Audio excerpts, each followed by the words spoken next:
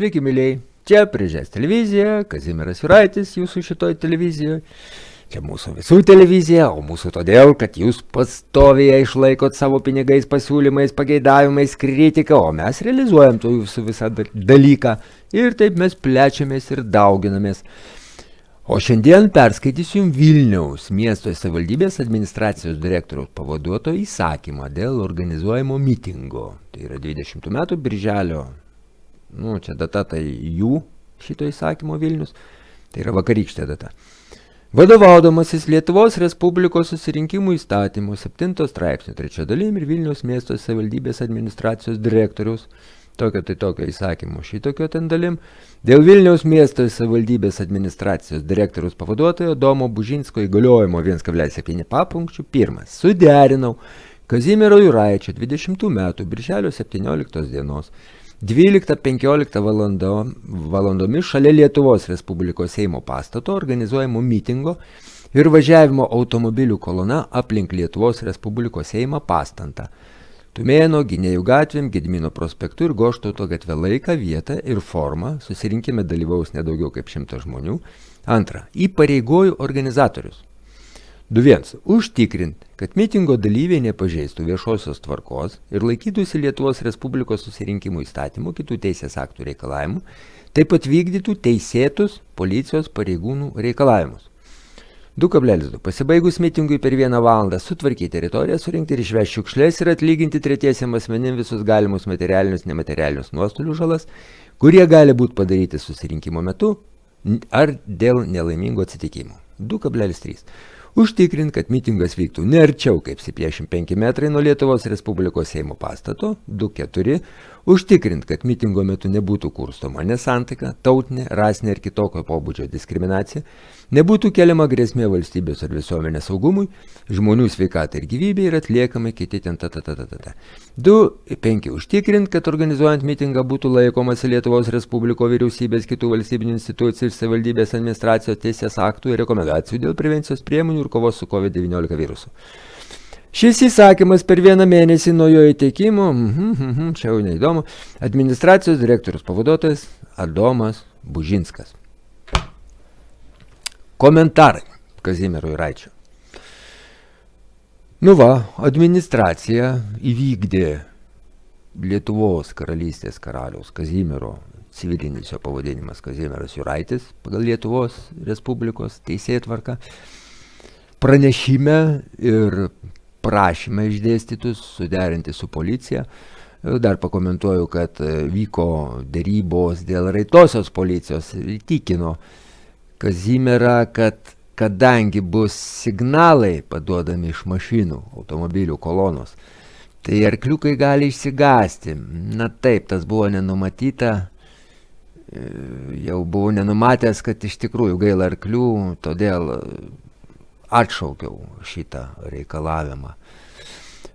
Toliau pasiūlė savivaldybė lydėti koloną policininkams, su tuo maloniai sutikom, be abejo. Dar pabrėžta buvo derintojų tarpininkų, kurie derino, kad pagal kelių eismo taisyklės vis tik reikėtų neskleisti signalų. Jeigu tai yra taip, tai aišku neskleisime, reikia patyrinėti dar tą, ar yra pakankama priežastis sveikinimo, tarkim, arba protesto, arba kitokių, ar būtinai kliūties matymas, šito nežinom dar. Bet be abejo pasakiau, kad laikysimės visų protingų reikalavimų, kurie atitinka ne tik tai parašytas kažkokias taisyklės, bet dvasia. Labai patinka šitas įsireiškimas nuo Konstitucinio teismo, dvasia. Čia dvasia, labai plati savoka, dvasia, kuri atitinka. Visų protingų reikalavimų, bet to mes pasiruošime, bet kuriuo atveju kviečiu pasiruošti tie, kurie atvyks iš visos Lietuvos, tai kitus garsinius signalus. Dėl tų jokių ginčų nebuvo. Jeigu ne automobilio signalas, garsinių kitokių signalų jokių ginčų nėra. Skleisti per langus, pip, arba trimitai, arba visi kiti, viskas normalu. Tai štai, visos sąlygos suderintos, birželio 17 dieną, 12 valandą, Kazimieras Juraitis, ne visai vienbalsiai, demokratiniai iliuzijai sudaryti, bus išrinktas, reikės kažkokių tai suderint kitų kandidatūrų. Tai sudarysim tokias demokratinės iliuzijos kažkokias, tai ten regimybė, bus linksmas labai rinkimų procedūra, Kazimieras Juraitis bus išrinktas beveik vienbalsiai, nebejoju, politinės partijos Kovotojų už Lietuvą sąjungą pirmininku, bus patvirtintas naujas tarybos narių sąstatas, kviečiu visus seno sąstato narius nepavėluoti į traukinį, mes atsiimam savo valstybę.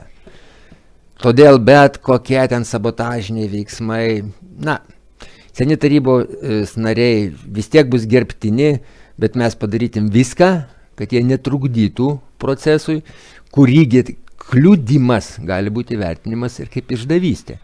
Tam turime mes visas priemonės teisinės, tai yra ir buvusio pirmininko sprendimą, esant reikalui, atleisti visus, be išimties, tiek partijos narius, tiek tarybos narius iš partijos, pašalinti tiek dabartinio pirmininko, advokato profesoriaus Stanislovo Tomo, irgi nutarimą. Taip, kad turim visas teisinės priemonės, bet kokių kliučių, kad nebūtų. Vienintelis gali būti dalykas, kuris gali sutrukdyti, jeigu jūs, mielieji, netvyksite į šitą susirinkimą. Tada karaliui Kazimierui teks vienam atsiminėti valstybę, kas irgi, aišku, nieko tragiško nėra, bet smagiau su jumis dalyvauti. Tada ir, garantijos kitos.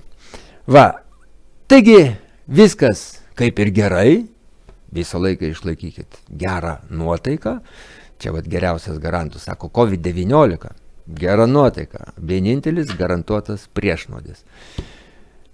Na kągi, iki kito karto ir iki pasimatymo birželio 17 dieną.